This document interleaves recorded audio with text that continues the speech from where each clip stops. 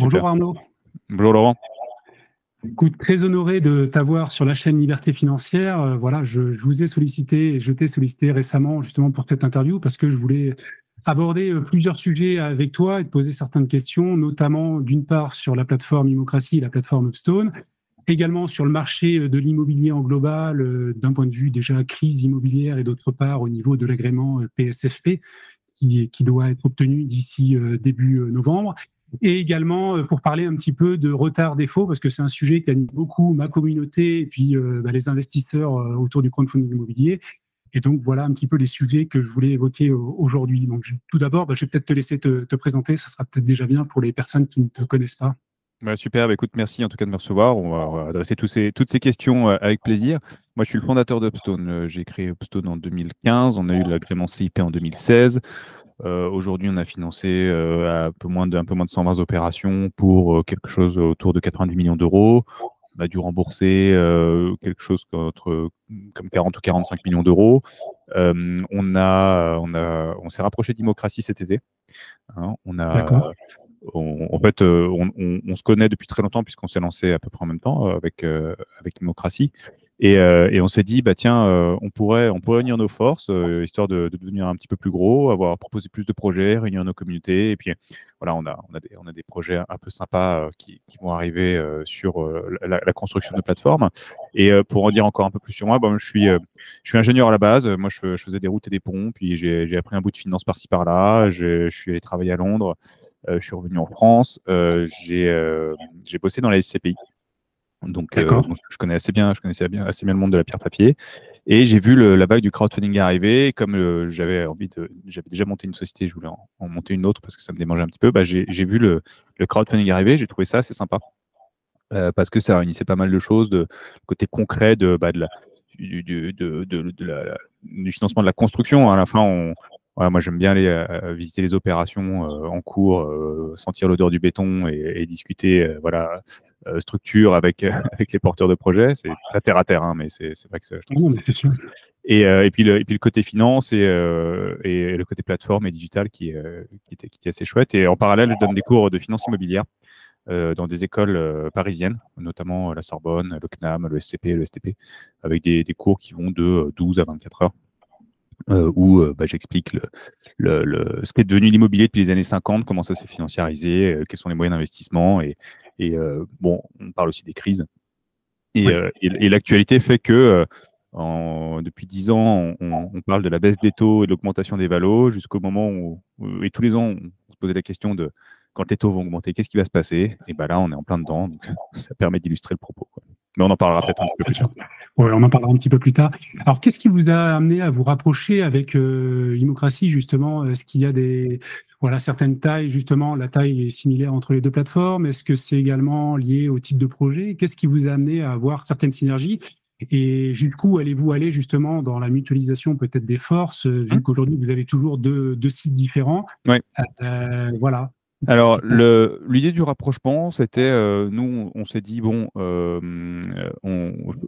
si on devait croître, comment on pourrait faire? Et le sujet de se regrouper avec Immocracy, c'est un sujet qui avait été évoqué très tôt, peut-être en 2016-2017, où un des fondateurs d'Immocracy avait réuni quelques plateformes en disant, bon, les gars, si on se réunit, on est plus gros. Est-ce que c'est pas intéressant? Et c'était un peu tôt dans nos chemins entrepreneuriaux. Puisqu'on est quasiment tous de créer nos sociétés, on était à nos premières opérations Ouais. et, euh, et donc dire adieu à son indépendance et sa vision, c'était trop tôt. Là, on voit, on est à un moment de marché où il y a des très gros acteurs, il y a des nouveaux acteurs qui arrivent, et on s'est dit, bon, reprenons cette discussion, c'est intéressant, regardons ce qu'il y a. Ce qui est pertinent en fait dans nos bases. On n'avait aucun client en commun côté promoteur. À D'accord. aucun moment, voilà, on a un client qui était partagé. Et en termes d'investisseurs, on a une base d'investisseurs qui est relativement peu partagée aussi.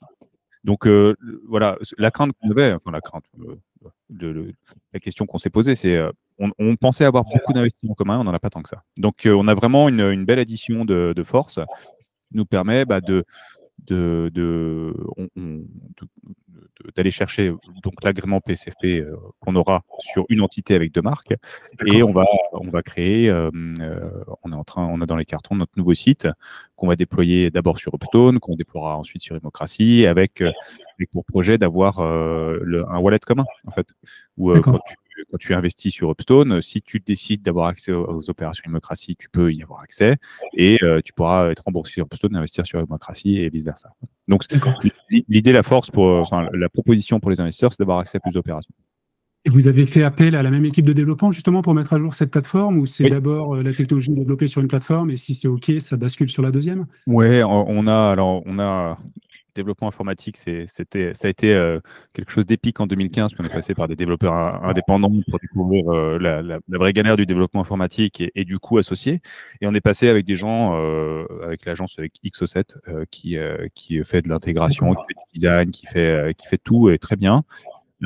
Qui a fait la plateforme actuelle, ces petites évolutions, parce que l'idée c'était de partir avec quelque chose d'efficace, mais qui demandait peut-être beaucoup de back-office. Donc au début, c'est pas très gênant, parce qu'il n'y a pas beaucoup de trafic, il n'y a pas tant d'investisseurs que ça, il n'y a pas tant de deals, mais à un moment, il faut quand même industrialiser de façon propre. Donc on a fait ces constructions qui étaient plutôt du côté back. Et là, on se dit, bon, il est temps de remettre les choses à plat et de recréer un front avec un back qui aurait encore plus de fonctionnalités sympa. Autant on se faisait assez bien au site, on se disait il a plutôt bien vieilli. En fait, quand on a vu les maquettes du nouveau, on a dit bah quand même, il a pris un coup de vieux. Hein. Donc voilà, on était un peu habitués, et c'est comme tout, dès qu'il y a quelque chose de nouveau qui arrive, ça prend un coup de vieux à l'ancienne version. Et donc voilà, on développe avec la même équipe qui connaît très bien le fonctionnement d'Upstone. Oui, c'est important. Mais moi, ça m'intéresse d'autant plus parce que je suis un ancien ingénieur dans l'informatique. D'accord. C'est sûr, c'est des choses qui me parlent un petit peu. Alors après, effectivement, moi personnellement, je suis investisseur sur Immocracy. Upstone, j'ai découvert un peu plus sur le tard, donc je suis inscrit. J'ai pas encore investi dans des projets. Voilà, parce que de toute façon, en tant qu'investisseur, c'est compliqué de découvrir aussi toutes les plateformes. On arrive à un endroit, on s'inscrit et on avance. Et justement, je trouvais au départ l'interface d'Immocracy vraiment un peu vieillotte, etc. Donc, j'ai dû me familiariser un petit peu avec les choses. Et puis après, j'ai investi dans 2-3 projets. Et du coup, cette interface va être également revue par la suite? Oui, c'est ça. Dans un premier temps, on va déployer sur Upstone. Donc, il y a des intégrations et des migrations qui vont se faire avec probablement on s'y attend, hein, des trucs qui ne vont pas marcher du premier coup, des corrections à faire. Et une fois qu'on sera à peu près au carré, donc on estime d'ici la fin de l'année, on va déployer la future plateforme Immocracy qui, aujourd'hui, dans les cartons, c'est quelque chose qui sera très similaire. En fait, on aura vraiment 2 front office qui vont être très similaires avec des identités graphiques très différentes, mais en gros, ce sera le même fonctionnement. Et nous, on aura un back-office commun. D'accord. Alors après, j'avais une question globalement sur les 2 plateformes, en termes de volume de projets annuels, de typologie de projets, marchand de biens, promotion, refinancement et même de zone géographique. C'est aussi similaire, ou peut-être zone géographique, c'est toute la France, j'imagine, mais peut-être en typologie de projet, ça reste la même chose et en volume? Alors, ouais, en typologie de projet, Immocracy est quasiment exclusivement sur du marchand de biens. Hein, c'est beaucoup plus et sur des opérations qui sont souvent un petit peu plus petites. Nous, notre taille moyenne, elle va dire que c'est 700 000 à 800 000 euros. On fait aussi bien de la promotion que du marchand, mais c'est un tiers promotion, 2 tiers marchand. On a aussi des produits de refinancement hypothécaire qu'on lance aussi et auxquels on croit beaucoup. On sera je détaillerai peut-être un peu plus tard. Et Immocracy fait beaucoup de marchands de biens, beaucoup moins de promotion sur des dossiers qui, en moyenne, font 300 000 à 400 000 euros. Donc, on est des segments un tout petit peu différents. On rayonne dans toute la France. On a la chance d'être basé en région parisienne. C'est vrai que on rayonne très facilement à 2 coups de train de toute la France. Donc, c'est hyper pratique quand on doit aller sur site, quand on est basé là. Voilà. D'accord, non, c'est sûr que c'est plus simple, il y a des similitudes quand même. Alors après, il y avait une question également qui m'a été posée par la communauté. Il y a une différence entre le ticket d'entrée entre les 2 plateformes, notamment Immocracy. Il y a beaucoup de personnes, moi j'ai déjà fait 2-3 vidéos d'analyse sur la plateforme, des personnes disent 1 000 euros, c'est quand même assez conséquent. Upstone, c'est 100 euros si je ne me trompe pas. Est-ce qu'il y aura derrière, par la suite, voilà, un nivellement des 2 tickets d'entrée, ou est-ce que pour l'instant, ça reste un petit peu Alors, nous, quand j'ai créé Upstone en 2015, les plateformes étaient à 1 000, 2 000, 5 000. Il y avait avec des seuils d'accès qui étaient assez importants. Et je ne comprenais pas trop pourquoi, en me disant il y a sûrement une bonne raison qui peut être réglementaire, pratique, et j'en ai trouvé aucune. Donc je me suis dit, moi j'avais envie d'un ticket à 100 euros. Je me suis dit, bah, en fait, comme en plus je donne des cours à plein d'étudiants, Oui, c'est plus facile, ouais, voilà, quand je leur parle du crowdfunding, je leur dis, bon, bah, le ticket d'entrée c'est 10 000 euros, tout le monde pleure. 1 000 euros, ça fait beaucoup d'argent. 100 euros, on essaye. Et je dis toujours, il faut essayer d'investir. Faut s'ouvrir un PEA, il faut acheter 3 actions, il faut investir pour se forcer à comprendre comment ça marche. Parce que si on fait ça avec de l'argent virtuel, moi j'ai ouvert un portefeuille de bourse virtuelle il y a 20 ans, je pense que je l'ai jamais réouvert 2 jours plus tard, quoi. Voilà, j'étais pas impliqué.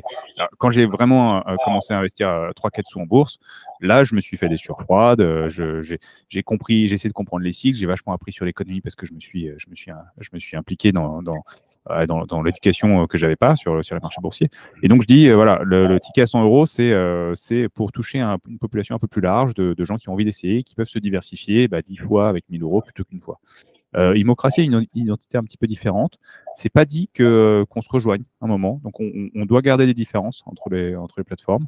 Donc aujourd'hui, voilà, c'est pas d'actualité. Non, mais effectivement, je comprends. Après, j'avais posé la question à Nicolas Derbès également, Démocratie en amont, parce que effectivement, pour eux, voilà, descendre en dessous de 1 000 euros aussi, on le voit bien. Il y a des plateformes qui sont à 1 ou 10 euros, mais quasiment, même en frais financiers en transit, ça leur coûte assez cher de gérer des investisseurs à 1 ou 10 euros.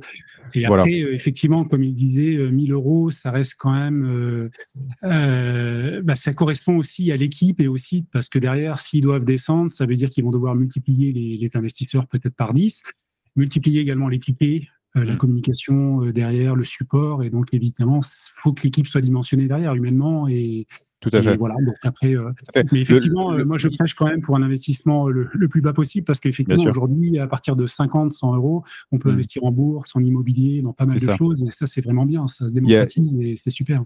Il y a 2 sujets. Plus le ticket est petit, plus tu as d'investisseurs, évidemment. Ce qui n'est pas forcément compliqué en termes de technologie, puisqu'on a des back-office qui sont assez bien organisés, on a des prestataires de services de paiement, donc tout ça est très fluide.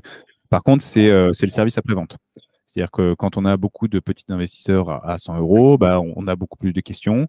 Alors voilà, on fait beaucoup d'efforts pour répondre à tout le monde. Parfois, on met un petit peu de temps à répondre. Parfois, on ne répond pas parce qu'il y a eu beaucoup de demandes et que c'est passé à la trappe, et on reste des hommes et des femmes, hein. Donc effectivement, ça suscite beaucoup de questions et beaucoup d'attentes aussi. Et donc on touche une population un peu plus large. Et quand je dis que ça permet aux gens de s'éduquer aussi à l'investissement, des questions bêtes, on a un investisseur, ça arrive plusieurs fois, un investisseur qui met 100 euros, qui au bout de 6 mois récupère 6 euros d'intérêt plus son capital, et qui dit pourquoi j'ai pas eu 12? Moi, il y avait marqué 12%, pourquoi j'ai eu que 6? Alors, on fasse un petit paragraphe d'éducation en disant, mais en fait, c'est le prorata temporis. Donc, vous avez touché 6 mois d'intérêt, et en fait, on n'a pas fait d'erreur. Donc, forcément, il y a un petit côté déceptif parce qu'il ne s'attendait pas à ça, mais en même temps, c'est le jeu, et on ne lui a pas menti. Voilà, c'est ça qui est important. Mais voilà, donc c'est vrai qu'il y a un peu plus de SAV à faire. D'accord.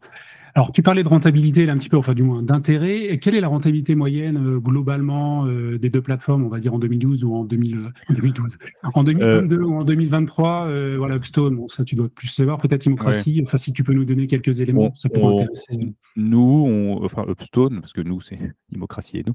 Upstone, on est à 11,8 de mémoire, et en fait, Immocratie est peut-être à 11,9. D'accord. Ouais, nous, on a une rentabilité moyenne inférieure, puisqu'on a, j'en parlais tout à l'heure, hein, on a lancé des produits de refinancement hypothécaire qui sont beaucoup moins risqués, en fait, et donc dont la rentabilité est un peu plus basse. Donc en moyenne, ça a tendance à baisser un peu notre portefeuille, la rentabilité du portefeuille moyen. Et d'ailleurs, me vient une autre question. Est-ce que derrière, en fonction de la typologie de projet, tu as parlé des refinancements, mais la production immobilière peut-être à mettre une rentabilité moindre également par rapport aux marchands de biens? Alors, les projets en eux-mêmes ou la rentabilité pour les investisseurs?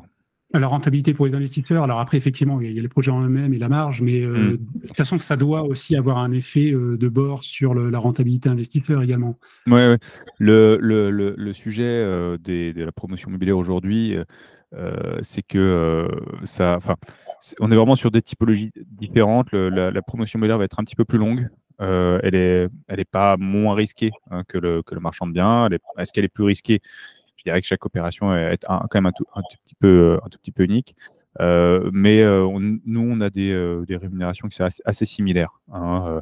On est vraiment aux alentours des 12% sur les opérations de marchand et de promotion. Notre façon d'analyser les projets a pas mal changé puisque voilà, on fait face à beaucoup de difficultés par rapport au financement bancaire, et les opérateurs, on va leur demander des opérations avec des marges qui sont un peu plus importantes qu'avant parce que on prévoit d'encaisser ou plus d'intérêts ou moins de chiffre d'affaires avec des potentielles baisses pour accélérer la liquidité des biens. Donc c'est vrai que le standard de la promotion immobilière, dans le monde de la promotion, un projet, ça marche à 8%. Ça marche à 8% avec 5% d'honoraires de gestion. Et ça, c'est pour les gros mastodontes de l'immobilier et c'est ce qui permet généralement de dimensionner une offre assez standardisée sur le prix du foncier. C'est-à-dire que tu fais un bilan promoteur, tu fixes tes 8% de marge, tu remontes tes coûts et tu te dis, bon, je peux mettre ça dans l'enveloppe foncière. Et c'est vrai que ces 8% de marge, ça peut déraper assez vite aujourd'hui. Dans un cycle où tout allait très bien, bon, ça passe. Aujourd'hui, on commence à regarder très précisément ces marges et heureusement, on a pas mal de petits opérateurs qui arrivent à faire des opérations avec 25-30% de marge parce qu'en fait, ils achètent le foncier très très bas. Ils ont des bonnes opportunités. Mais les bonnes opportunités, généralement, tu n'en as pas pour des milliards. Donc c'est vrai que voilà, il y en a moins, mais il y en a. D'accord. Alors après, je voulais justement prendre un petit peu de hauteur et passer peut-être au niveau européen. Tu sais qu'il y a l'agrément PSFP donc, Oui. qui est nécessaire et obligatoire, sinon les plateformes vont devoir arrêter d'exercer. Du moins de ce que j'ai compris, voilà, de mon point de vue investisseur. Où en êtes-vous de ces démarches? Alors j'ai fait une vidéo récemment sur ma chaîne YouTube parce que je regardais, il y a une page sur le site de l'AMF parce que c'est l'AMF qui est assermenté, je ne sais pas si le terme est bon, par l'Europe pour donner ses agréments sur la partie française. J'ai vu qu'il y avait assez peu de plateformes sur lesquelles d'ailleurs j'investis qui ont cet agrément pour le moment. Alors je me suis dit, bon, tout le monde doit être en train de porter les dossiers. Il y a des commissions AMF qui vont avoir lieu dans les prochaines semaines. Ça va arriver. Et voilà. Mais après, j'ai toujours un petit peu la petite incertitude. Peut-être qu'il y a une plateforme sur laquelle j'investis et qui ne va pas demander l'agrément. Et là, je me suis posé quand même pas mal de questions. Qu'est-ce qui va se passer derrière? Et du coup, où en êtes-vous de ce dossier qui, à mon avis, doit être assez lourd à monter? Alors, voilà. c'est très simple. Si une plateforme n'a pas fait sa demande d'agrément, elle va passer le 12 novembre ou le 11, je ne sais plus quelle est la date précise. Je crois que c'est le 10. Ouais, c'est le 10. Donc, le jour d'après la date limite, c'est gestion extinctive. C'est-à-dire que la plateforme doit s'arrêter de faire des financements et doit gérer la fin de ses financements jusqu'au dernier remboursement. Voilà, si elle n'a pas fait sa demande et si elle n'a pas obtenu l'agrément. Nous, on a fait la demande, bien sûr. C'est un processus évidemment un peu long parce qu'il y a une constitution de dossier qui est un peu conséquente. Et pour rappel, l'agrément, on devait tous y passer il y a un an. La première date, c'était 2022 et le 10 novembre 2022. Cependant, les autorités européennes, et y compris l'AMF, avaient des lectures de l'agrément qui n'étaient pas figées, qui n'étaient pas claires, en fait. Donc, les demandes ne pouvaient pas passer parce qu'elles ne savaient pas comment traiter certains points.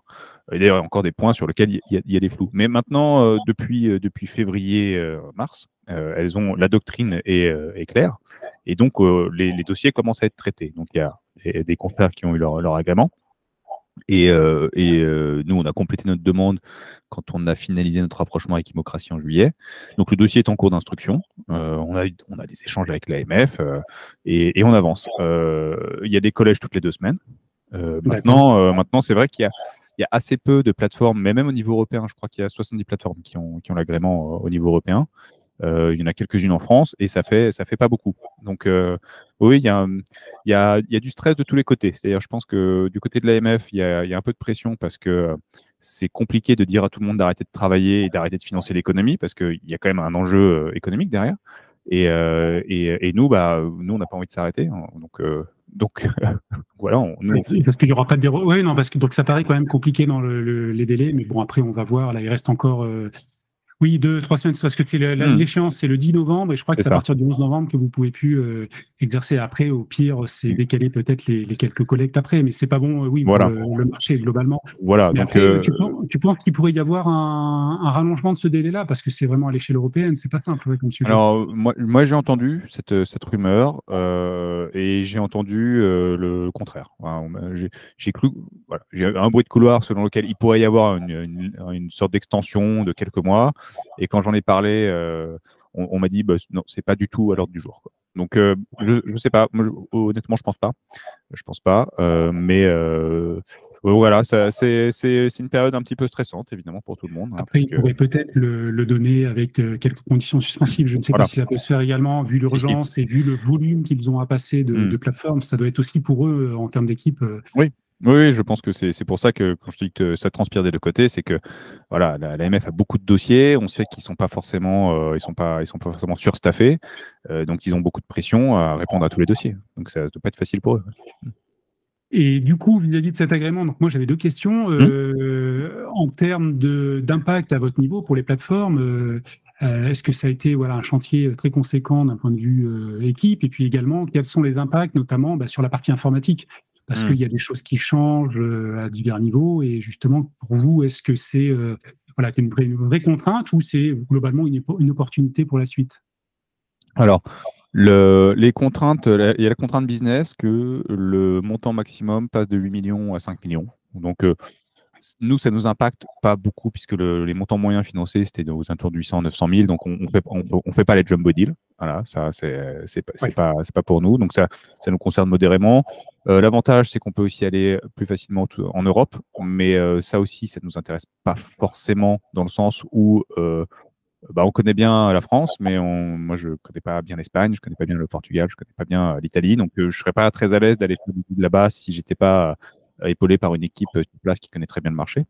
Donc, ça ne nous intéresse pas forcément. Et l'impact, on va dire, le plus gros impact, ça va être le questionnaire de connaissances clients pour les investisseurs, qui va être un petit peu plus musclé.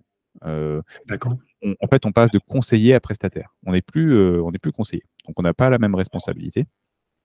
Et en termes de KYC, bah, oui, il y a un peu plus de questions. Il y a une segmentation un peu plus claire entre les investisseurs avertis et les investisseurs non avertis. Voilà, donc, les investisseurs qualifiés, c'est les gens qui ont forcément de l'éducation financière, une surface financière qui fait qu'ils peuvent faire beaucoup d'investissements. Et donc, en gros, voilà, ils savent prendre du risque et ils l'assument assez bien. Les investisseurs non qualifiés, on les appelle aussi investisseurs retail, bah, c'est des gens qui sont plus protégés par la réglementation, dans le sens où on doit leur mettre un certain nombre d'avertissements avant d'investir tout au long du parcours. Et puis, on, on peut considérer qu'à un moment, s'ils prennent trop de risques, ne pas les laisser investir. Voilà. Donc, il y a là, l'interface passe par des pop-up qui disent attention, vous investissez tant, c'est beaucoup par rapport à votre patrimoine. Tu peux toujours investir, mais on doit te faire passer le message que c'est pas une bonne idée, quoi. D'accord, d'accord. Bon, du coup, après, je me doutais de toutes les manières pour les plateformes, et donc pour Immocracy, Upstone, ça sera compliqué d'aller ailleurs que sur le marché français, parce que pour le coup, vous avez quand même de la croissance encore à aller chercher, j'imagine, sur le Oui. marché français. Et après, se confronter à l'Espagne, à l'Allemagne ou autre, c'est se confronter aussi, au-delà de ça, à un marché différent, des règles aussi en lien avec les notaires, juridiques différentes, C'est ça. la langue. C'est pas évident. Je pense que voilà, pour la taille des Et plateformes, c'est compliqué. la question à laquelle j'ai pas de réponse, mais j'ai plutôt une intuition, c'est est-ce qu'il y a un réel intérêt pour les investisseurs français de se diversifier sur un panel immobilier en Europe? Est-ce que moi, je veux mettre 100 € en Italie, 100 € en Espagne, 100 € en France et faire ça plusieurs fois dans l'année? Ou en fait, non, parce que comme l'immobilier, ça reste un marché très local et qu'on est rassuré par ce qu'on connaît, en tant que Français, on va, je pense, plus facilement investir en France. À la marge, on peut se dire, bon, je vais me diversifier un peu à l'international, toujours avec ce doute qu'on vient d'évoquer, qui est de, je ne sais pas bien comment ça marche, on peut m'expliquer avec plein de tutos, plein d'articles, je vais peut-être passer beaucoup de temps à essayer de comprendre, je pourrais le comprendre, mais mine de rien, c'est pas complètement chez moi et je suis pas super à l'aise. Donc, je suis pas persuadé qu'il y a une très forte demande pour ça. Mais c'est, comme je dis, c'est une intuition qui m'arrange bien parce que moi, je préfère rester sur le marché français. Comme tu le dis, il y a encore plein de choses à faire. Le marché n'est pas du tout mature. Il y a encore plein de produits à inventer. Donc, voilà, on a plein de choses à faire. Mais peut-être que ça peut passer par des antennes en disant, bah, on va avoir Upstone France, on aurait Upstone Allemagne, mais qui va plutôt concerner les Allemands pour le marché allemand avec des effets de bord. mais bon, là, il n'y a rien dans les cartons de ce point de vue-là. D'accord, mais après, on peut peut-être se poser la question que le crowdfunding immobilier aussi, c'est relativement récent parce que les CPI, elles vont déjà investir en Allemagne, en Irlande, aux Pays-Bas. Donc peut-être que voilà, sur le long terme, mais après, c'est une question de taille et de maturité de marché aussi, je pense, C'est ça, effectivement. c'est ça. J'avais également une petite question. Alors, on va quitter la partie PSFP. Côté fiscal, est-ce qu'aujourd'hui, vous proposez voilà, vos projets via l'enveloppe du PEA-PME, tel que le font d'autres plateformes, ou est-ce que c'est Ouais, un projet ou non? Voilà. on a essayé avec quelques investisseurs. On a D'accord. essayé voilà, en guise de test, on s'est dit, bon, il faut qu'on essaye pour voir si c'est compliqué ou pas, si on peut l'industrialiser. Et en fait, c'est assez lourd. C'est assez lourd de faire l'investissement dans le PEA. Et ça nécessite pas mal de papier. Ça retarde un petit peu les virements. Donc aujourd'hui, on considère que ça ne marche pas de notre côté. Donc on a décidé de ne pas le déployer outre mesure. Et en plus, pour ne pas citer de banque, mais je crois que c'est Before Bank qui marchait assez bien pour investir en PEA-PME. Et je crois qu'ils ont augmenté leurs frais. Ce qui fait que ça rend la chose un petit peu moins attractive pour les investisseurs, puisque l'effet, l'aubaine fiscale que représente le PEA-PME est à relativiser avec les frais d'entrée du non-coté dans le PEA-PME. Donc, normalement, à la fin, on y gagne toujours, hein, mais c'est vrai que ça vient quand même écorner le rendement, et donc il y a des seuils respectés. Je crois que d'ailleurs, il y a oui, les deux banques principales se sont alignées un petit peu sur leurs tarifs.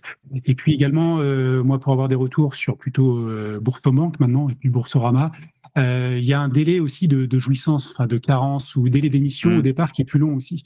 Et d'ailleurs, moi, c'est quelque chose que je suis pas mal sur ma chaîne. J'ai fait une vidéo dédiée aussi parce que je refais le lien avec le PSFP. Il y a un délai maintenant de rétractation de 4 jours. Est-ce qu'aujourd'hui, sur Upstone et Immocracy, ça va aussi rajouter un délai sur l'émission? Alors, je crois qu'Immocracy, moi, sur les projets, et tu me diras sur Upstone, mais on est à peu près à 7 jours. C'est ce que j'ai dans mes stats, donc ce qui est correct hein, par rapport à d'autres plateformes. Sur Upstone, vous êtes à peu près dans voilà, les mêmes durées. Et puis, est-ce que l'agrément PSFP va rallonger de 4 jours ce délai d'émission? Alors, les durées de collecte, elles évoluent pas mal dans le temps. Il y a quelques années, on pouvait collecter en quelques secondes. C'était très rapide. Aujourd'hui, bon, il y a plus de monde, il y a plus d'investisseurs, plus de plateformes, plus de choix, et un climat qui est un peu moins optimiste, donc on va dire. Donc les durées de collecte s'allongent, et il y a certaines grosses collectes qui peuvent durer plusieurs jours, plusieurs semaines. Ce qui fait que pendant ce temps, les fonds ne travaillent pas. Alors, nous, on a où les investisseurs payent en carte et les fonds sont directement décaissés, ou ils payent en virement, les fonds arrivent un petit peu plus tard, et certains font le virement le plus tard possible pour optimiser leur trésorerie. Alors, c'est vrai qu'à un moment où le livret A était à 0,5%, voilà, ça faisait des miettes, mais aujourd'hui, ça peut devenir intéressant d'arbitrer sa trésorerie. Donc, en tout cas, quand on est proche de la fin de la collecte, on envoie un mail à tout le monde en disant bon, maintenant, vos promesses d'investissement doivent se traduire en investissement, et merci de livrer les fonds pour qu'on puisse les collecter et les donner à l'opérateur et faire partir les intérêts. Donc, il y a toujours un petit delta. Et c'est vrai que si la collecte dure 6 mois, bon, c'est que généralement le projet se fait pas, hein. Mais ça peut être très pénalisant pour le rendement des investisseurs. Donc oui, ça prend forcément quelques jours. Et si on rajoute un délai de 4 jours, c'est-à-dire qu'à dater de la dernière souscription du dernier investisseur, il va falloir compter 4 jours, des fois qu'il se retire. Et s'il se retire, il faut en trouver un autre et repartir sur 4 jours parce qu'il faut qu'il ait cette possibilité de se retirer. Donc oui, ça ajoute de la flexibilité pour l'utilisateur et l'investisseur, mais ça contrarie un peu le TRI du moment où les fonds quittent ton compte pour commencer à travailler. Non, effectivement, mais je n'avais pas tilté que si une personne se rétracte, effectivement, donc au bout des 4 jours, on repart sur 4 jours quand une autre personne souscrit. Donc effectivement, ça peut. Ça peut être vous avez des vous ne l'avez pas encore, effectivement, mais ça sera intéressant de suivre le taux de rétractation, pardon. Ça sera vraiment très intéressant à suivre. Alors, ouais, il peut être mis au regard du seuil de faisabilité. C'est-à-dire que quand on fait une émission obligataire, il y a toujours un seuil à partir duquel elle peut se déclencher, l'obligation. Oui. Donc on peut trouver un deal où voilà, on va chercher 1 million d'euros. Une fois qu'on a passé les 800 000, c'est validé. Et en fait, admettons que les premiers frais d'acquisition, c'est 750 000, on peut les livrer à l'opérateur, commencer à faire courir les intérêts, et puis aller chercher le reste. Bon, ça peut s'imaginer. Maintenant, oui, ce délai de rétractation, nous, de façon non réglementée, dans le sens où ça ne correspondait pas à notre règlement CIP. Voilà, le jour où il y a un investisseur qui nous dit, bah, en fait, je ne veux plus investir ou je veux me retirer, généralement, voilà, on lui met pas un flingue sur la tempe en lui disant, bah, t'as signé, t'as pas le choix. Voilà, on lui rend ses fonds. Voilà. Donc ça, c'est déjà arrivé, voilà, sur un projet en collecte. On demande aux investisseurs de faire le virement parce qu'ils n'ont pas encore fait leur virement. Puis ils disent, bah, finalement, moi, je ne peux plus parce que à ce moment-là, j'ai plus la trésorerie, j'en ai besoin, j'en ai fait autre chose. Voilà, ça fait partie des choses de la vie. Donc, on remet en collecte et on continue. Mais c'est marginal malgré tout. Donc, c'est en ça que c'est pas trop gênant. Oui, ça reste marginal. Alors maintenant, je voulais te poser la question et avoir un petit peu ton regard sur le marché de l'immobilier actuel, parce qu'on a une hausse des taux très conséquente, hausse du prix des matières premières aussi, qui impacte les travaux. On voit un petit peu, moi je le vois en analysant pas mal de projets, des baisses de prix au mètre carré sur certaines zones. Donc, quel est ton regard là-dessus? Et puis également, quel impact cela a aussi sur votre quotidien, sur vos critères de sélection des projets? Est-ce que vous les revoyez en temps réel? Vous avez, à votre niveau, un process interne qui fait que vos critères sont réévalués, je veux dire, je sais pas, tous les 6 mois, tous les 3 mois, en fonction du contexte? Je dirais qu'on voit tout ce qu'on n'a pas payé pendant des années. Hein. Les politiques de taux zéro, voilà, ça a inflaté pas mal de choses, notamment les valos en immobilier. Les prix des matériaux qui n'ont pas augmenté, c'était pas complètement logique, dans le sens où il y a un phénomène rareté, il y a un phénomène inflationniste qu'on rattrape. Donc, alors, j'avais pas de boule de cristal, donc je l'ai pas vu. Je suis comme tout le monde, hein, on le subit, mais ça a forcément les conséquences qu'on imagine. Déjà, on est passé d'une augmentation des prix à une disponibilité des matériaux. À un moment, il n'y en avait pas. Et quand il n'y a pas de matériaux, quand il faut une porte pour mettre au 3e étage pour fermer un appartement et que tu l'as pas, c'est compliqué de terminer l'appart. Donc ça commence à se résorber un petit peu. Là, je dirais que la politique d'auto qui fait qu'on essaie d'étouffer l'économie pour étouffer l'inflation, elle marche puisque les entreprises ont moins de boulot et commencent à se détendre un peu au niveau des prix aussi. Il y a tout un tas de choses sur lesquelles on peut disserter. Hein. Le fait d'avoir fait augmenter les prix des matériaux, ça revalorise un stock. Donc, si un stock a été acheté à bon compte, il suffisait d'attendre pour le vendre un peu plus cher. Il y a des effets cliquets, des effets d'aubaine.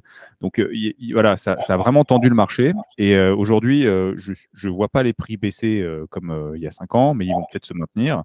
En tout cas, dans la partie du budget construction, ça fait mathématiquement augmenter le coût de construction. Donc ça fait de la marge en moins sur les projets existants.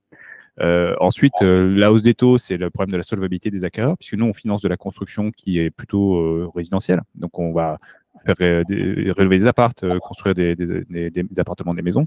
Et s'il n'y a personne pour les acheter, ça ne déboucle pas le projet.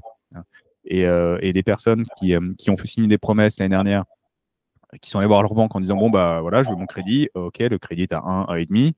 Au retard faisant, on passe à l'acquisition au premier trimestre. Les taux sont déjà passés à 2. Donc, on fait une nouvelle demande de crédit. Et là, on n'est plus solvable. Donc, l'opérateur se dit, bon, mince, j'avais un acquéreur, mais il ne peut plus acheter. Donc, il faut que j'en trouve un autre. La commercialisation fait que 3 mois plus tard, les taux sont passés à 4. Et cette année a été vraiment un enfer de ce point de vue-là, en termes de commercialisation, avec des acquéreurs qui ne pouvaient plus acheter ou qui essaient de contraindre leur banque à leur vendre un taux qui était négocié il y a 3 mois et qui n'était plus d'actualité et qui n'intéressait plus du tout la banque. Et ensuite, la banque, elle voit les taux monter, on lui dit que ça va monter et elle sait qu'elle gagne plus d'argent quand les taux sont hauts. Donc, elle a tout intérêt à ne pas prêter en attendant que les taux arrivent à une sorte de plafond. Et bon, voilà, maintenant, je rouvre les robinets parce que mon seuil de rentabilité il est bien meilleur. Donc ça, c'est forcément c'est générateur de tension sur la marge, de baisse de la marge et de retard sur les opérations, tout simplement. Donc c'est vrai que c'est un marché qui a beaucoup bougé cette année. Alors, maintenant, où on en est, on pense que la hausse des taux, elle n'est pas loin d'être finie. La hausse de l'inflation sur les matériaux, on pense qu'elle est, voilà, on arrive sur des taux un peu stables. On voit l'acier qui commence à rebaisser, le bois qui commence à rebaisser. Mais quand je dis c'est une tendance, hein, c'est pas à moins 15%. Ça fléchit un petit peu. Donc on revient sur un paradigme de marché un peu stable sur lequel on va pouvoir retravailler. Mais le fait est qu'avec les taux à 5%, on a quand même beaucoup de gens qui sont plus solvables pour les mêmes montants. Donc, ils vont devoir acheter plus petit et donc, ça peut être un peu frustrant. Donc, à partir de là, nous, qu'est-ce qu'on regarde maintenant? On regarde les projets et on regarde les projets qui margent un peu plus. Hein. là où on pouvait se dire à 15% de marge, ça passe, ça fait pas beaucoup de gras si ça dure un peu plus longtemps, bah là, on va aller chercher 20, 25, 30%. Ensuite, sur la commercialisation, mais aussi bien les opérateurs que nous, on va aller un peu plus loin dans l'analyse de qui a signé la promesse, quelles sont les conditions suspensives, est-ce qu'il y a un problème de financement ou pas, et qu'est-ce qu'on pense de la solvabilité de cette personne. Est-ce qu'elle sera vraiment en mesure d'acheter ou pas? Donc ça demande quand même un peu plus de travail d'analyse, là où en fait tout se passait bien avant, donc il n'y avait pas de raison de se poser trop de questions. Mais là, c'est des vrais sujets sur la commercialisation. On va un peu plus loin dans le détail. Vous êtes obligé d'aller plus loin dans les critères. Et alors, petite question sur ce sujet-là. Aujourd'hui, vous, en proportion, alors on ne va pas demander le nombre de projets que vous recevez, mais vous passez en collecte 10% de vos projets reçus, 20%, parce que du coup, si les critères augmentent, effectivement, il y a peut-être 90% des projets qui restent sur le carreau, j'ai envie de dire, de côté. On avait fait l'exercice sur l'année dernière et nous, on prenait un projet sur 3, un projet sur 4. D'accord. Donc, en fait, parfois, on entend certains dire, nous, on prend 1% des projets qu'on reçoit. Donc, ça dépend quel est le filtre, parce qu'il y a des projets, on ne considère même pas qu'ils sont passés en analyse, parce que c'est des projets grotesques de passagers clandestins qui tapent à la porte en disant, bon, peut-être que je vais... type qui dit, bon, bah, moi, je vais acheter ma maison, est-ce que vous me prêtez de l'argent? Pour nous, ce n'est pas un projet, on ne l'analyse pas. Donc, on ne le compte pas dans les refus. Mais dans les projets qu'on reçoit, bah, aujourd'hui, il y a la thématique de fonds propres, il y a la thématique de marge qui fait que on est amené à dire ou vous revoyez votre copie, ou il faut négocier le foncier, ou en fait, nous, on ne pourra pas vous financer.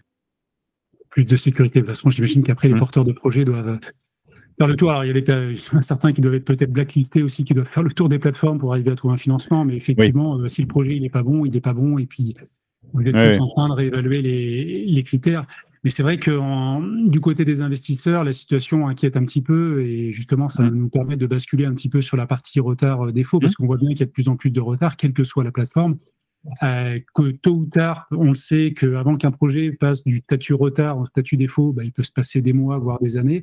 Et donc, on va voir les conséquences dans quelques mois, quelques années. Et justement, quel est votre positionnement vis-à-vis des retards défauts sur les deux plateformes, Stone et Immocracy, et voilà, quelle est la situation? Parce que derrière, j'imagine que vous devez travailler en lien avec les garanties, parce qu'il y en a de plus en plus, et puis vous devez aussi dimensionner peut-être les enveloppes de suivi de ces projets-là, parce que vous devez intervenir de plus en plus avec des avocats, entamer des procédures, et voilà. Si tu peux nous en dire plus. Alors, d'une part, il faut se dire que quand on investit dans des projets qui rapportent 10% au-dessus du taux sans risque, c'est qu'il y a forcément un risque qui est quelque part. Donc, on ne peut pas l'ignorer. D'ailleurs, on le fait cliquer à tous nos investisseurs à l'inscription, à chaque investissement. Mais c'est vrai qu'on a vite tendance à l'oublier. Maintenant, on va dire que c'est statistique. Donc, de toute façon, il y a des choses qui vont mal se passer. Pourquoi? Parce qu'il peut y avoir... Bon, aujourd'hui, on a un retournement de marché qui fait que le marché est compliqué en soi, mais ponctuellement, il peut y avoir des erreurs qui sont faites, il peut y avoir des problèmes qui apparaissent, des surcoûts démentiels qui vont littéralement planter une opération. Donc, de toute façon, il faut savoir que ça peut arriver. Donc, l'arme la plus simple, c'est de se diversifier, hein, c'est de se dire... Ou je cherche à éviter le risque en prenant à chaque fois 100%, en mettant 100% sur le rouge, ou alors je me dis, j'ai une vision globale, je sème un petit peu partout. Dans mon portefeuille, j'ai un morceau de risque, mais il est isolé sur un petit morceau. Donc, ça va peut-être mitiger mon rendement, mais c'est comme en bourse, on n'achète jamais au plus bas, on ne vend jamais au plus haut. Donc, ça fait partie aussi de l'éducation qu'on se fait quand on investit, c'est de se dire, bon, tout ne va pas forcément bien marcher, et ça fait partie de la vie.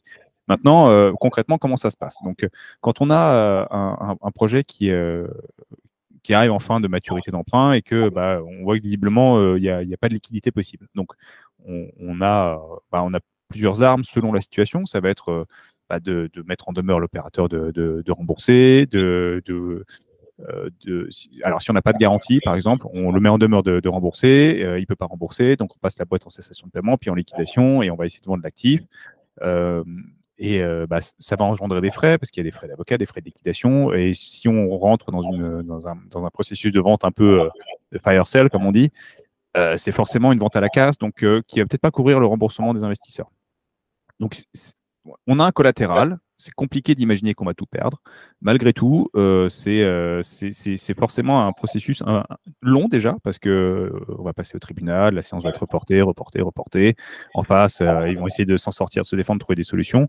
Donc, je dirais que la première phase, c'est de se dire, bon, faire un état des lieux et se dire qu'est-ce qu'on peut faire pour faire avancer l'opération et essayer de la déboucler de la façon la plus heureuse. Hein. C'est a priori le bon réflexe à avoir en disant l'opérateur, alors est-ce qu'il y est pour rien ou est-ce qu'il a trop attendu, mais en tout état de cause, on est là, donc qu'est-ce qu'on peut faire? Est-ce qu'on peut trouver des solutions? Est-ce qu'on peut le convaincre de baisser son prix et dire adieu à sa marge pour liquider? Aujourd'hui, on en est là on a des marchands de biens qui disent, moi je ne cherche plus à gagner de l'argent, je veux juste me débarrasser de l'actif parce que le marché est trop compliqué et donc c'est pas grave si je gagne pas d'argent. Voilà. Oui, parce qu'il y a une vraie question de bonne volonté aussi du porteur de projet. C'est-à-dire, Oui. est-ce qu'il veut vraiment sortir, rembourser et puis passer à autre chose? À la limite, voilà, on fait toute une croix sur nos intérêts, sur sa marge, et puis après, derrière, on sort correctement par le haut du projet. Mais effectivement, derrière, vous avez... Enfin, ça dépend aussi du profil et de la personne, parce qu'il y a des personnes qui vont pas être du tout à l'écoute et ne plus vous répondre potentiellement, et d'autres personnes qui vont vouloir vraiment trouver une solution et sortir par le haut, quoi. Bah, alors, évidemment, la meilleure façon de sortir, c'est de rester ouvert et de discuter et de trouver une solution. On a un cas où on a un opérateur qui est rentré dans un mutisme complet et qui n'a pas voulu coopérer. Et je n'aimerais pas être à sa place aujourd'hui. Ouais.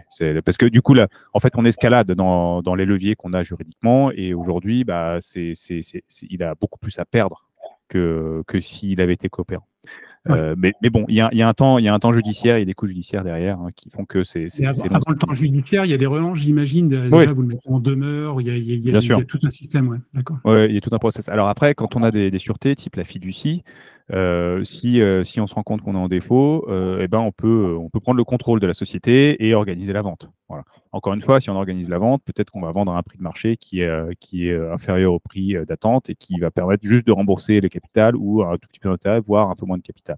Donc c'est vrai que c'est toujours pas hyper satisfaisant de se dire qu'on ne va pas tout récupérer.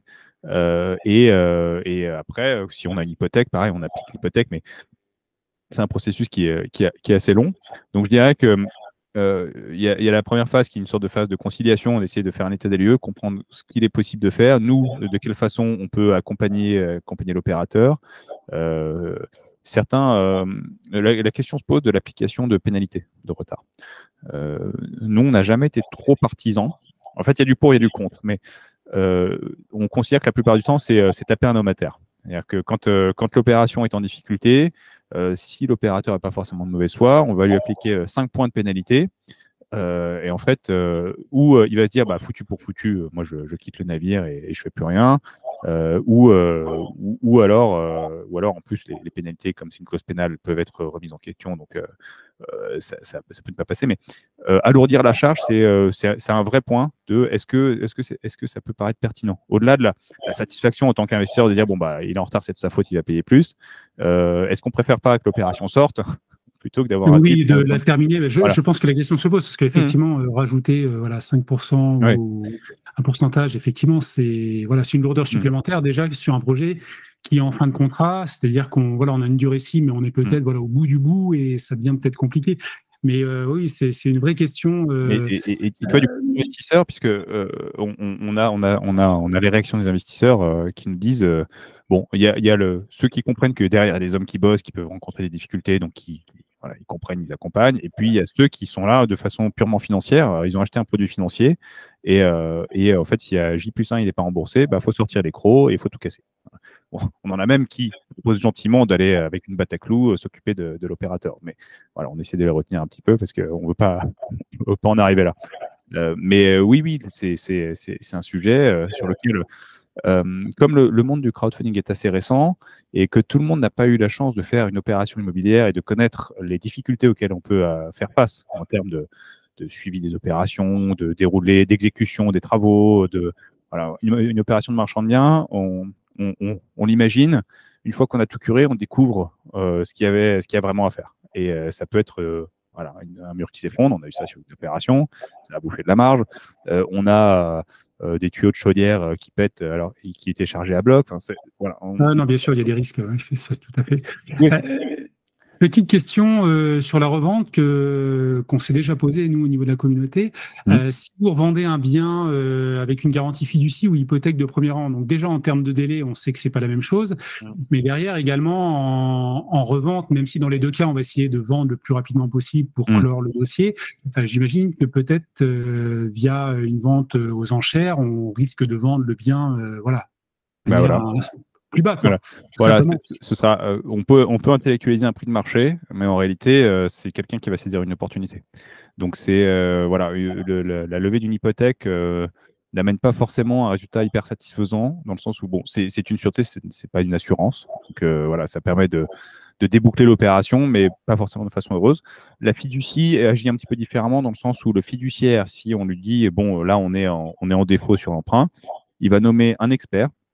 Il va nommer un commercialisateur et son idée et son objectif, ça va être de désintéresser tout le monde au maximum. Donc, il va prendre en considération là où les créances en disant, bon, il faut que je couvre ça, mais je ne suis pas là pour non plus complètement dépouiller l'opérateur. Donc, si je peux maximiser le prix, je ne vais pas me priver. Parce qu'en plus, bon, il y a des frais de réalisation qui sont de l'ordre de 1 à 2% sur le montant soldé. Donc, il va se dire, voilà, mon objectif, c'est de payer les créanciers. Si je peux récupérer un peu plus pour verser à l'opérateur, pourquoi pas. Donc, c'est une réalisation qui est un petit peu différente d'une adjudication. Donc, c'est forcément plus fort, quoi. D'accord. Et en termes de réalisation, pardon, mais la fiducie, ce sera beaucoup plus rapide. Dès l'instant qu'on est en défaut, en 2 semaines, on prend le contrôle de la société et on peut mettre en vente tout de suite. L'hypothèque, voilà, tribunal, jugement, 1 an, 1 an et demi, 2 ans, c'est forcément beaucoup plus long. Vous, sur Upstone et alors Immocracy, vous êtes plutôt hypothèque de premier rang ou fiducie? Et puis j'ai une deuxième question. La fiducie, on la voit des fois directement sur le bien, sur l'actif, mais des fois aussi sur la société. Si tu peux nous en dire un petit peu plus. Oui. Alors, nous, on est très fiducie. On est très fiducie. On ne rechigne pas sur l'hypothèque. Prendre les deux, c'est vraiment être ceinture bretelle. Et en fait, après, il y a un problème de coût. C'est-à-dire que ça coûte très, très cher de prendre beaucoup de garanties. Donc, ça vient sur la marge. Et forcément, l'opérateur va dire stop à un moment. Donc, la fiducie, ça marche très, très bien. Il y a des coûts qui sont acceptables. Et en plus, ça nous permet de faire des montages sympas dans le sens où un opérateur qui finance beaucoup d'opérations chez nous, on lui fait constituer une société dans lequel on prend la fiducie, on fait une fiducie rechargeable.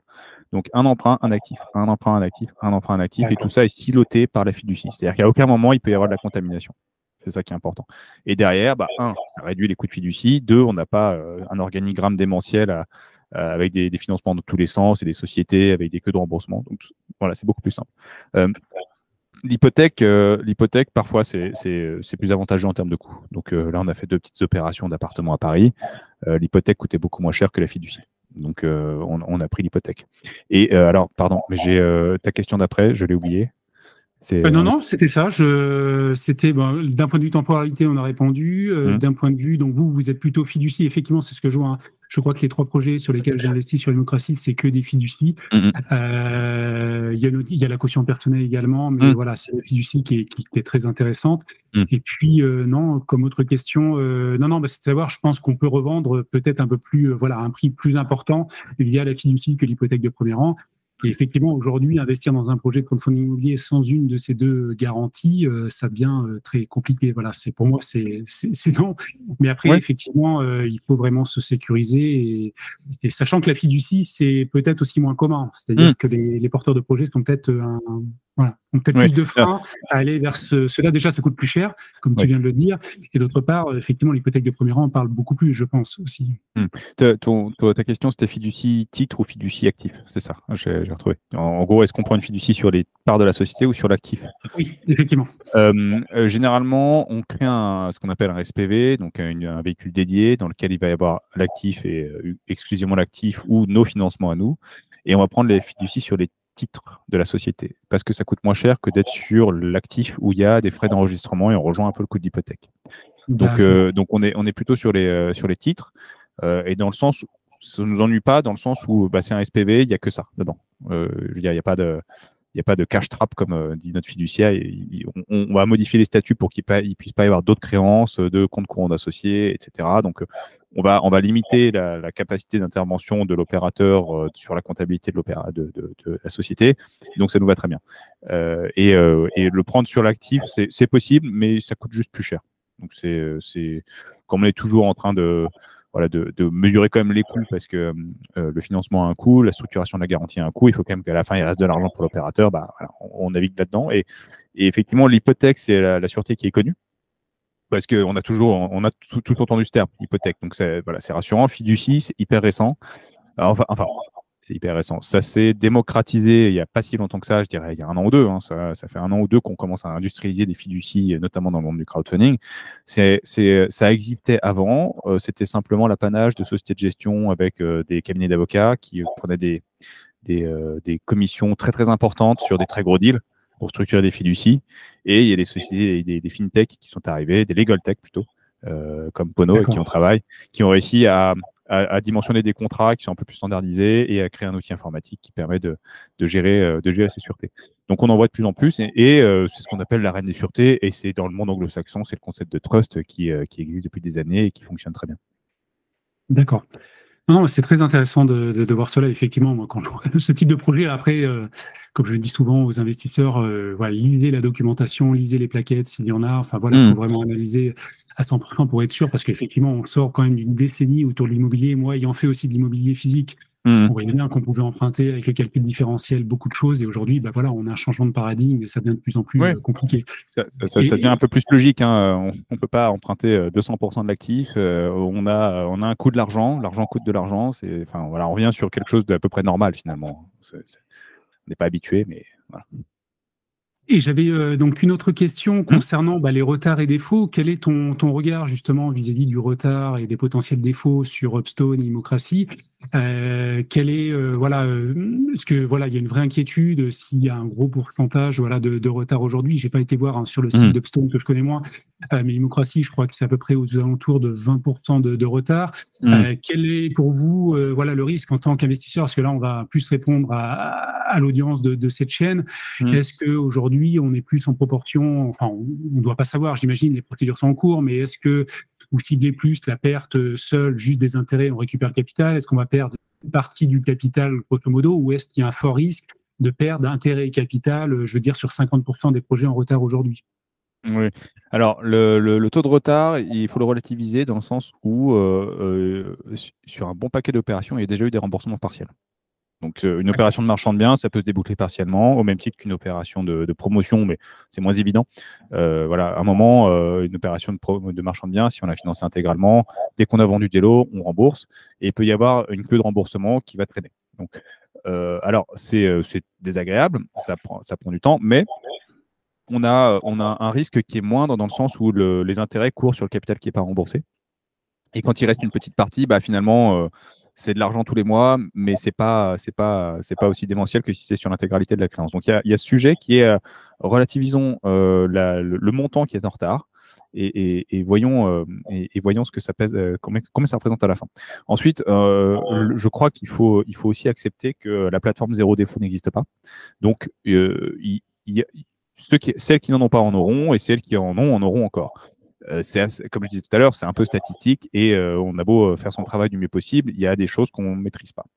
À partir de là, quel est le bon taux de défaut? Ça, on ne le sait pas encore parce que statistiquement, on met tous pudiquement 0% de défaut sur nos plateformes, alors que la plupart d'entre nous ont des sujets, on sait que ça va être compliqué. On ne sait pas encore quelle va être la résultante. Est-ce que ça va être un écrasement des intérêts, ou une capital ou une perte sèche? Voilà. Mais à un moment, on va se dire, admettons, si c'est 5% le taux de défaut, qui serait normal, c'est une hypothèse, et est-ce qu'il faut aller sur une plateforme qui a déjà 5% de défaut ou est-ce qu'il faut aller sur une plateforme qui a 0% de défaut? C'est bête, hein, mais c'est une question de statistique. C'est de se dire, si je vais chez quelqu'un qui connaît déjà les défauts, qui en a déjà, ils savent traiter les problèmes, et comme ils sont dans la moyenne, il ne risquent pas d'en avoir plus. Par contre, ceux qui n'en ont pas sont susceptibles d'en avoir. Ensuite, malheureusement, on apprend aussi plein de choses quand on a des cas compliqués, à savoir comment se déroulent les procédures, comment les suivre, comment essayer de préparer. Maintenant, là, on est en train de refondre nos contrats d'émission obligataires aussi pour maintenant qu'on a découvert, enfin qu'on a appris plein de choses, pour préparer les actions potentielles en cas de défaut, pour aller plus vite, pour moins dépendre du temps de la justice. Donc ça, c'est des choses qui sont importantes. Et pour répondre plus directement, On a des opérations voilà, qui durent depuis beaucoup trop longtemps, avec lesquelles on est en procédure collective, qui amèneront certainement les investisseurs à dire adieu à une partie des intérêts et peut-être à une partie du capital. Ouais. Mais voilà, c'est encore trop tôt pour le dire parce qu'on est dans le process et voilà, j'aime beaucoup être optimiste, mais j'aime aussi être réaliste. Et ça fait partie. Non, mais c'est vrai, il y a un changement de paradigme. Après, c'est intéressant ce que tu dis, parce que moi, de mon point de vue aussi, alors après, d'un point de vue investisseur, je me dis que la perte des intérêts et la perte complète du capital, c'est quand même un cran. Voilà, enfin, ça dépend après comment on sélectionne les projets, parce qu'il y a des projets qui en termes de garantie, voilà, très fragile. Donc voilà, mais après perdre l'ensemble, ça me paraît personnellement assez compliqué. Mais après, effectivement, perdre les intérêts et une partie du capital, moi j'en ai totalement conscience. C'est important de le dire voilà, lors de cette interview, justement, que ça peut exister. Alors après, est-ce que tu crois également que ce pourcentage de taux de défaut va se réduire par la suite? Parce que effectivement, ce sont les projets aujourd'hui qui sont en cours et qu'on subit la hausse des matériaux, la hausse des taux, et pas mal de choses qui sont en souffrance parce qu'effectivement, commercialement, derrière, les gens peuvent plus acheter, ils sont contraints par les 35% d'endettement et j'en passe. Donc effectivement, est-ce que derrière, on a une lueur d'espoir au-delà des projets là, de cette période-là intermédiaire qui sont en souffrance, clairement? Est-ce que derrière, ça devrait s'assainir aussi avec vos critères qui sont de plus en plus exigeants, quoi? Là où tu as raison, c'est qu'on passe d'un référentiel à l'autre. Donc, le référentiel dans lequel on va être demain, avec des taux d'intérêt plus élevés, avec des contraintes de liquidité différentes, vont faire que, fort de ce qu'on a appris sur le cycle précédent, qui était très favorable, les conditions le sont forcément beaucoup moins. Donc, on va être vigilant sur beaucoup plus de points. Et il y aura encore des défauts, c'est à peu près sûr, parce que, encore une fois, c'est pas qu'une qu'une condition économique, il peut se passer plein de choses. Mais est-ce qu'il y en aura moins, est-ce qu'il y en aura plus? Là tu as raison, c'est qu'on est dans une phase de transition où les deals du monde d'avant sont pas tout à fait dans le moule des deals d'aujourd'hui. Et donc là, ça se traduit par une sorte on essore les marges des opérateurs. Donc, tant qu'on essore la marge, lui, il gagne plus d'argent et on peut encore verser le capital et les intérêts. Peut-être que voilà, on va devoir faire un compromis sur les intérêts à un moment, mais on aura une sélection des opérations qui sera différente et un contrôle des opérations qui sera différent. L'idée, c'est quand même d'avoir le moins de défauts possible. Hein. C'est très anxiogène, hein, cette partie non, mais je discussion. Voilà. Mais non, je comprends, mais je voulais en vraiment parler parce que j'ai des questions dessus. Après, l'idée, c'est pas de rester que là-dessus, mais effectivement, moi, je trouve que c'est important d'en parler.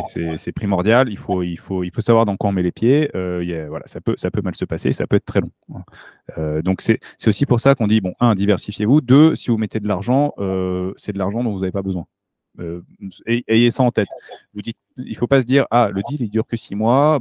Tiens, je vais mettre toute ma trésor dedans parce que ça dure que 6 mois et que j'en ai pas besoin pendant 6 mois. Au bout de 3 mois, vous avez besoin de dégager du trésor pour faire n'importe quoi et votre argent sera bloqué. Et si c'est sur le deal qui est compliqué, 1 an, 2 ans plus tard, vous n'aurez toujours pas votre argent. Donc, ce sera dramatique. Donc, il faut vraiment avoir cette notion de performance qu'il faut lisser en se disant, j'achète pas au plus bas, je vends pas au plus haut, je me diversifie. Alors, et ça, c'est vraiment important.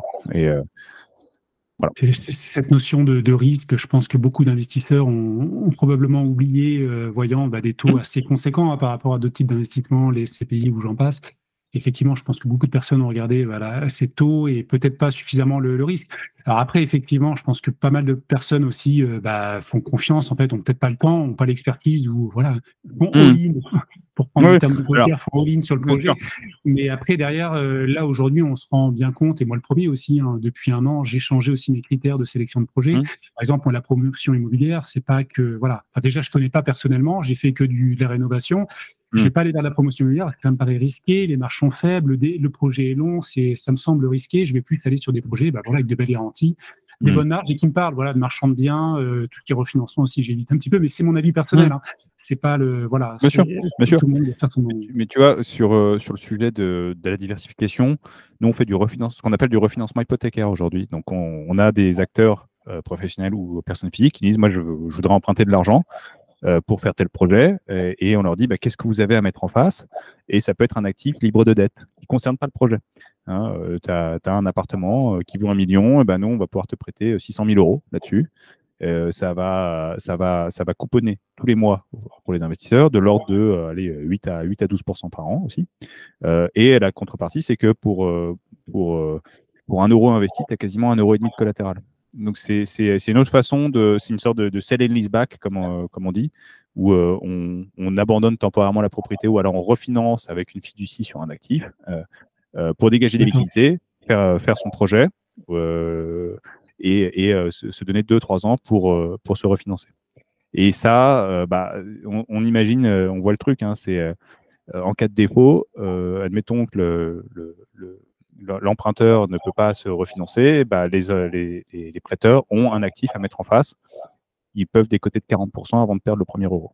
Oui, d'accord. Et ça, c'est un produit d'actualité en ce moment, parce qu'on a beaucoup d'entreprises qui ont des murs, qui ont des actifs à mettre en face, qui cherchent des liquidités pour investir. Ça peut être pour investir dans l'outil de production, ça peut être pour investir pour payer des créances qui deviennent un petit peu lourdes avec l'après-Covid et l'après-PGE et les difficultés liées à l'inflation. On a des personnes physiques aussi, on peut leur racheter leurs biens avec une solution de réméré.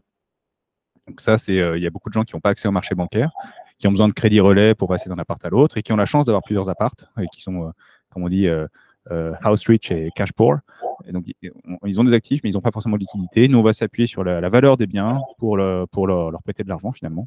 Et c'est une vente avec faculté de rachat. C'est un réméré. Donc, on l'achète, on définit une valo, on définit un prix de rachat, et l'ancien propriétaire a 2-3 ans pour acheter le bien à ce prix-là. Et entre-temps, nous, on aura simulé un rendement locatif, finalement, qui va être l'ordre de, comme je disais tout à l'heure, de 7 à 12%, 8 à 12% selon les opérations pour les investisseurs. Donc, c'est un profil risque-rendement qui est très différent et qui permet de continuer à faire de l'investissement en attendant de retrouver peut-être un climat un peu plus sain sur tout ce qui est promotion et marchand de biens. Ça marche. Non, ça me paraît très intéressant aussi, ça à analyser comme un nouveau type d'investissement ou voilà, des catégories particulières. Écoute, je pense qu'on a globalement terminé sur l'interview. En tout cas, je veux vraiment te remercier de t'être rendu disponible pour cette interview. Je pense qu'on a pu balayer un petit peu tous les sujets et toutes les questions qui avaient été posées par ma communauté, donc je pense que c'est très bien. En tout cas, merci beaucoup pour le temps que tu nous as octroyé. Et puis, je vais peut-être te laisser le mot de la fin, peut-être parler de l'avenir et voilà, sur une note peut-être un peu plus positive après avoir évoqué ses retards et défauts et voilà. Oui, alors je pourrais faire une phrase de la fin ou une petite digression. Déjà, j'étais ravi d'échanger avec toi, donc merci de m'avoir reçu. Je dirais que les retournements de marché ou les marchés plus compliqués sont aussi souvent source d'opportunités. Il y en a forcément beaucoup moins que quand tout va bien, parce que tout est plus difficile. Maintenant, on va quand même trouver des bonnes opérations. Nous, on est content de développer des nouveaux produits comme celui que je viens d'expliquer, qui est le refinancement hypothécaire, parce que en fait, on découvre qu'on peut financiariser encore et le distribuer sur une plateforme à un grand nombre. Donc, on a de la matière, on a une profondeur de marché qui ne cesse d'augmenter parce qu'on découvre plein de choses à financer. Et ensuite, je voulais faire une digression sur les investisseurs qui sont procycliques. Généralement, on achète quand ça monte et on vend quand ça descend, parce que quand ça monte, on veut en profiter, quand ça baisse, on veut moins perdre. Et ça, c'est un biais, c'est naturel. Maintenant, quand on regarde un petit peu les bonnes opportunités, elles sont plutôt à contre-cycle, hein, et en licence à performance. Donc, on continue d'investir un peu tout le temps, pas n'importe quoi non plus, mais on est vigilant. Mais il est nécessaire de lisser sa performance et donc d'investir un peu régulièrement et aussi de comprendre qu'il y a des opportunités dans les cycles compliqués. D'accord. Très bien, écoute, merci. Merci à toi.